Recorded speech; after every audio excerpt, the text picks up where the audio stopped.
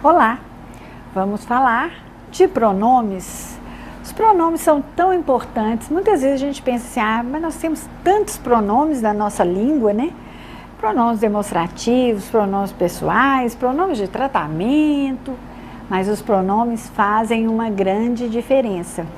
Além de nos auxiliar na progressão de um texto, quantas e quantas vezes nós usamos esses danadinhos como conectivos, né? Para nos auxiliar na construção, na progressão, para não repetir palavras. Mas hoje nós vamos à nossa primeira questão aqui, né? Fala de pronomes, pronomes de tratamento. Então vamos ler o texto com bastante atenção. Vera, Silvia e Emília saíram para passear pela chácara com Irene. A senhora tem um jardim deslumbrante, dona Irene. Comenta Silvia, maravilhada diante dos canteiros de rosas e hortênsias. Para começar, deixe o senhora de lado e esqueça o dona. Também diz Irene, sorrindo. Já é um custo aguentar a Vera me chamando de tia o tempo todo. Meu nome é Irene. Todos sorriem. Irene prossegue. Agradeço os elogios para o jardim, só que você vai ter de fazê-los para a Eulália, que é quem cuida das flores. Eu sou um fracasso na jardinagem. Então, vocês prestaram atenção que nós temos aqui um diálogo, não é? As pessoas estão conversando e uma é chamada de senhora, de dona. Bom, então vamos ver qual é aqui o nosso enunciado. Na língua portuguesa, a escolha por você ou senhora, senhor, senhora, denota o grau de liberdade ou de respeito que deve haver entre os interlocutores.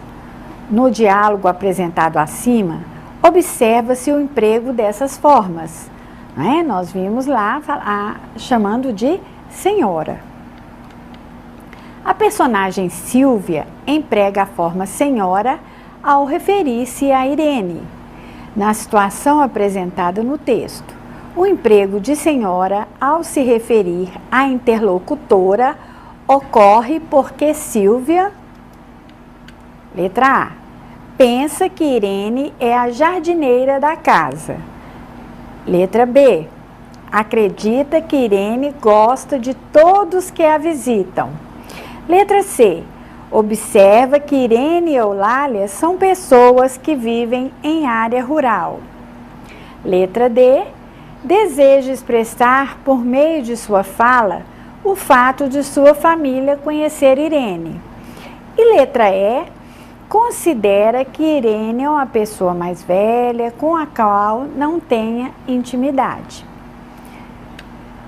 A nossa resposta é a letra E. Por quê? Na nossa língua, geralmente, nós chamamos de senhor ou senhora, né, aquela pessoa com a qual nós não temos muita intimidade, aquela pessoa que é mais distante, né, não tem aquela liberdade, porque senão a gente trata de você. Então, no caso, né, o tratamento aqui, a Irene por senhora, mostra que Silvia estava conhecendo Irene agora. Não havia uma relação de proximidade. Observaram como é importante, né, o uso de um pronome? Como faz a diferença quando você percebe, né, quando você presta atenção, por que esse senhora foi utilizado aqui? À toa? Não. Aqui no texto, o autor tinha uma intenção, mostrar a você que a Irene não era, né, tão familiarizada, não era uma pessoa íntima da Silvia, certo? Olha a informação que um pronome, o uso de um pronome pode trazer para nós num texto. Aí nós colocamos aqui para você, pronome de tratamento. Antes de começarmos a falar sobre os pronomes de tratamento, eu queria voltar aqui só para vocês perceberem o seguinte. Observem como nossa questão é bem simples. Olha aqui, Pensa que Irene é a jardineira da casa. O texto não tem nada que fala isso para você, que dê uma pista para você.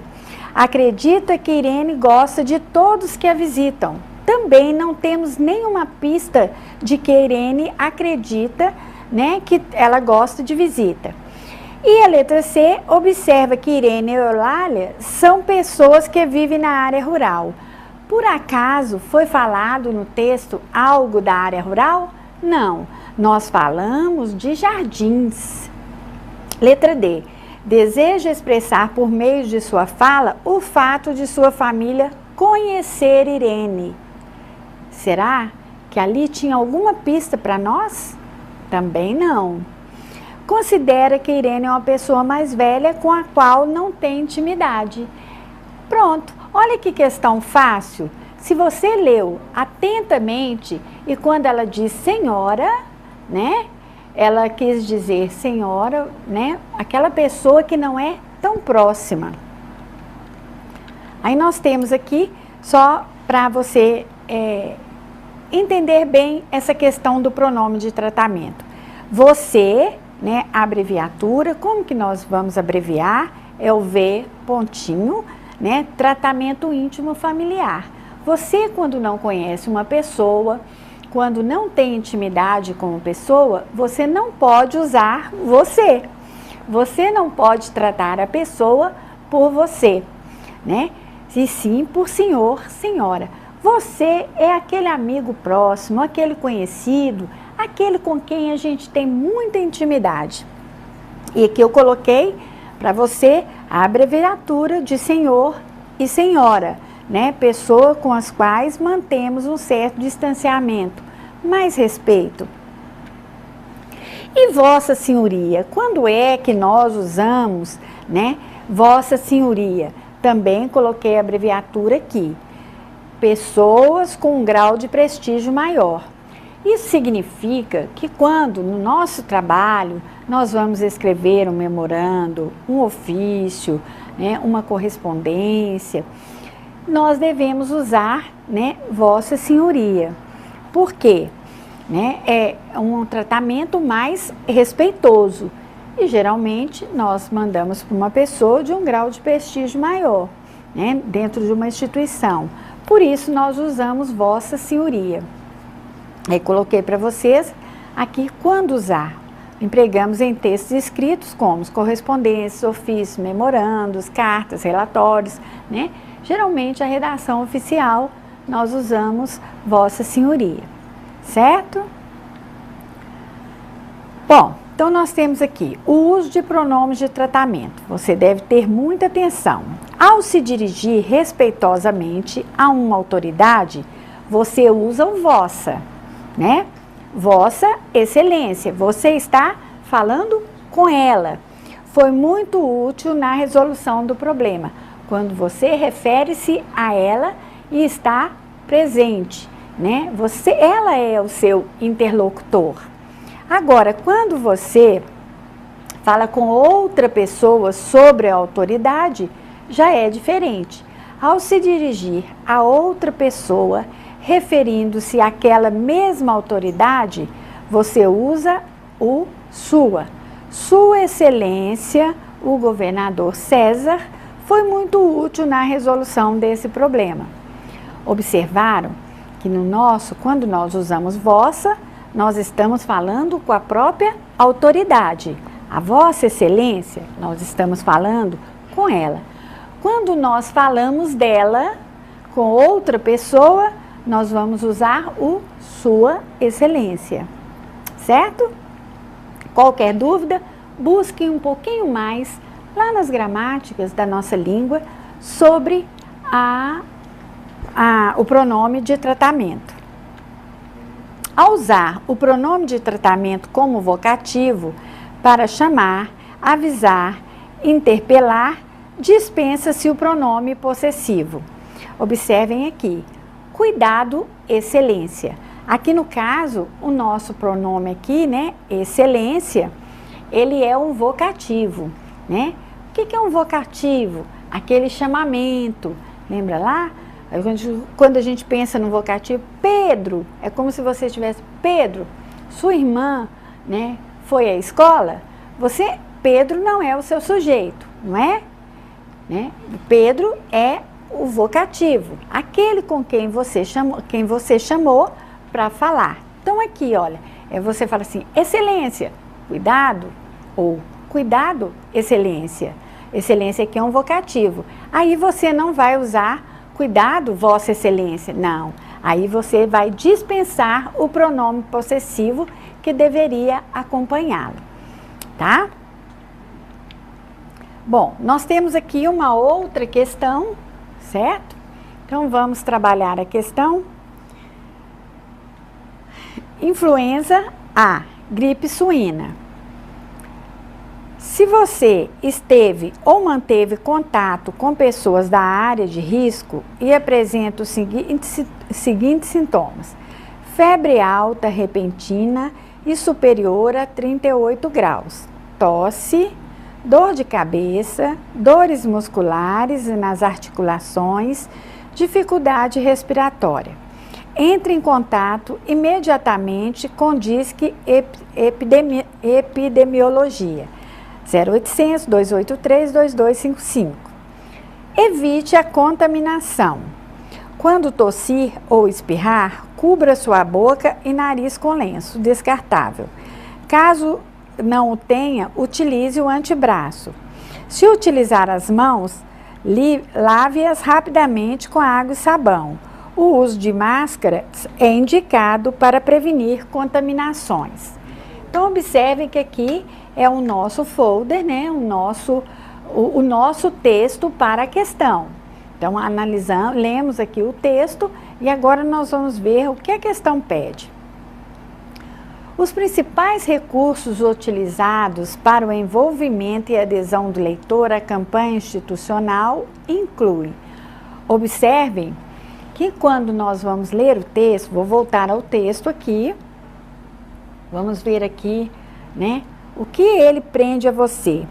Primeiro, observe que nós temos 2 títulos, né, aqui no nosso folder, no nosso cartaz. Nós temos 2 títulos destacados. Um é o nome da doença, né, nome da gripe, e o outro é como evitar a contaminação.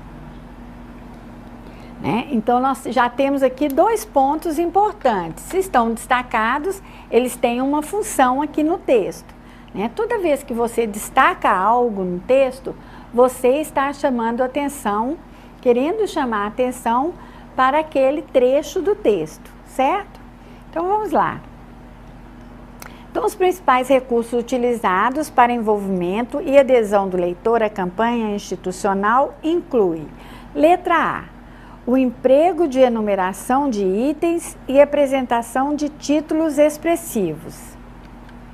Letra B, o uso de orações subordinadas, condicionais e temporais. Letra C, o emprego de pronomes como você e sua e o uso do imperativo. Letra D, a construção de figuras metafóricas e o uso de repetição. Letra E, o fornecimento de número de telefone gratuito para contato.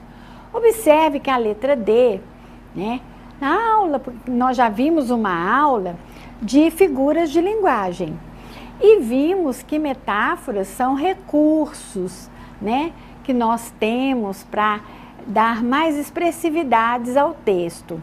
Aqui nós temos um texto informativo, não é? Um texto informativo, quando nós vimos as funções da linguagem, na aula das funções da linguagem, vocês viram lá que nós temos a função referencial. Lembram disso? Função referencial. E o que é a função referencial? É aquela que o foco principal é a mensagem. Quem escreve está preocupado de passar de forma bem clara e objetiva para você a mensagem. Então, nós não vamos usar figuras de linguagem. Nós não vamos usar metáforas, nós não vamos usar metonímias, nós não vamos usar personificação. Nós vamos usar as palavras no sentido do dicionário, nesse sentido usual comum, né, para facilitar a compreensão, para que a leitura fique fácil, né, para que a gente não precise pensar no texto, está ali escrito. Então aqui é um cartaz, né, para poder orientar você sobre a gripe. Então a preocupação é que ele seja bem claro e objetivo. Então a letra D nós já jogamos fora, né? Então se você observar, todo conhecimento que a gente vai adquirindo vai nos auxiliando a eliminar as alternativas, né? A analisar e falar assim, não, essa aqui eu tenho certeza que não dá. A figura metafórica, né, é um recurso expressivo, aqui é para orientar, é um texto informativo, aqui não tem como, certo? Então, e a letra E, o fornecimento do número. Bom, a nossa resposta correta é a letra C, emprego do você, né, do pronome possessivo sua, indica a tentativa de aproximação. Verbos no imperativo, entre, diz, que, evite. Então, olha só, na outra questão, nós vimos que o uso do senhora é justamente para mostrar que você não tem intimidade com aquela pessoa, que a pessoa não é próxima, né? Aí aqui, o texto usou você para trazer você, para mostrar a proximidade. Você também pode pegar a gripe, né? Você, né, se sentir isso. E os verbos no imperativo. Olha, o imperativo é aquele modo, né, que nós dizemos assim, ele não tem todas as conjugações. Por quê? É um modo vamos dizer assim, do comando, do apelo, né? Faça isso. A gente dá aquela ordem delicada. Eu costumo dizer que o imperativo é assim, você quer mandar em alguém, mas você não quer ser, então você vai, faça isso, né? Entre, diz que, evite, né? Tá te dando uma ordem, olha, evite a gripe, mas evite a gripe, né? Então usa o imperativo para induzir você, para convencer você a tomar cuidado para não contaminar-se com a gripe. Viram aqui como que as palavras, o modo verbal, o pronome faz toda a diferença num texto, né? E toda vez que nós escolhemos ou um pronome, ou que nós escolhemos, né, um modo verbal, né, nós temos um modo da dúvida, que é o subjuntivo, nós temos um modo da certeza, que é o indicativo, né? E nós temos o imperativo, que pode ser afirmativo ou negativo. Mas sempre quando nós escolhemos o imperativo, geralmente no folder desse, numa propaganda, né, nós temos um objetivo, né? Induzir você a fazer aquilo que a gente quer. E aqui no texto que vocês viram da campanha, o que ele quer induzir você? A ter cuidado, né? A ter cuidado, a evitar para que você não pegue a gripe, certo? Então a nossa alternativa, a letra C. Aí eu coloquei aqui para vocês que o modo imperativo é usado para manifestar ordem, apelo pela concretização da ação.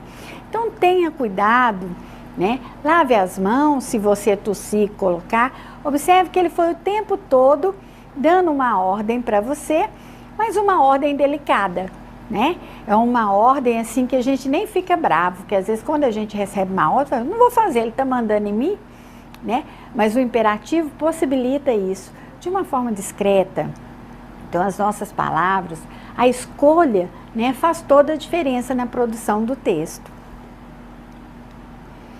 Aí eu coloquei aqui para você que o imperativo é defectivo e só apresenta flexões de segunda pessoa. É indeterminado em tempo, como é usado para incitar a ação, supõe-se que a ação ainda não se realizou.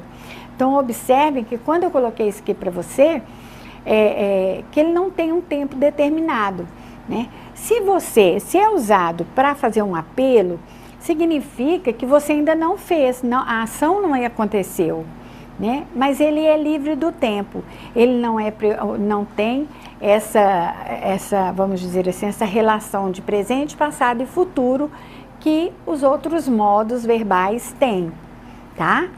Então, geralmente, a ação pode vir a acontecer, né?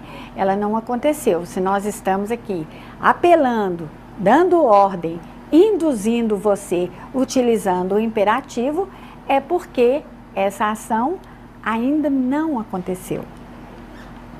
Aí nós vamos de novo para o mesmo texto, a outra questão é com o mesmo texto, né? Observe aqui. Vamos ler novamente o texto, influenza A, gripe suína. Se você esteve ou manteve contato com pessoas de área de risco e apresenta os seguintes sintomas: febre alta, repentina e superior a 38 graus, tosse, dor de cabeça, dores musculares e nas articulações, dificuldade respiratória, entre em contato imediatamente com o DISC Epidemiologia 0800 283 2255. Evite a contaminação. 2 pontos. Quando tossir ou espirrar, cubra sua boca e nariz com lenço descartável. Caso não o tenha, utilize o antebraço. Se utilizar as mãos, lave-as rapidamente com água e sabão. O uso de máscaras é indicado para prevenir contaminações. Observe que na nossa segunda parte do texto foi quando nós orientamos, né, quando a Secretaria, né, o Ministério da Saúde orientou você como fazer para não ter a gripe, é que nós usamos o imperativo, né? Esse trecho é que foi usado o imperativo. Por quê? Está aqui falando, se você usar as mãos para tossir, lave-as, olha a ordem, lave as mãos, né? Então, nossa segunda parte do texto é que o imperativo entra justamente no momento em que ele está orientando você para não contrair a doença. Aí a questão, né, que usa o mesmo texto, foram duas questões para um texto, né? O texto tem o objetivo de solucionar um problema social. A. Descrevendo a situação do país em relação à gripe suína. Alertando a população para o risco de morte pela influenza A. Letra C. Informando a população sobre a iminência de uma pandemia de influenza A. Letra D. Orientando a população sobre os sintomas da gripe suína e procedimentos para evitar a contaminação. Letra E. Convocando toda a população para se submeter a exames de detectação da gripe suína. Então, observem que nós temos aqui, né, 5 alternativas. A letra E, quando fala assim, convocando toda a população para submeter a exames de detectação da gripe suína. Vocês viram aqui alguma convocação? Não. Para eu convocar alguém, eu tenho que utilizar o verbo. Convoca-se ou convocamos, nós temos que utilizar o verbo, né? Eu estou convocando. Não vimos esse verbo aqui. Então, a letra E, ó, não tem como ser nossa resposta. Observem que as próprias alternativas nos dão pista de que pode ou não pode ser. Vamos voltar aqui na letra A. Descrevendo a situação do país em relação à gripe. Há uma descrição aqui de como está nosso país em relação à gripe. Existe isso aqui? Aqui foi apresentado. Para eu descrever, eu tenho que apresentar a região sudeste, a região sul, a região norte, a nordeste, quais são os casos aqui da gripe. E não tem isso aqui, tem? Não tem.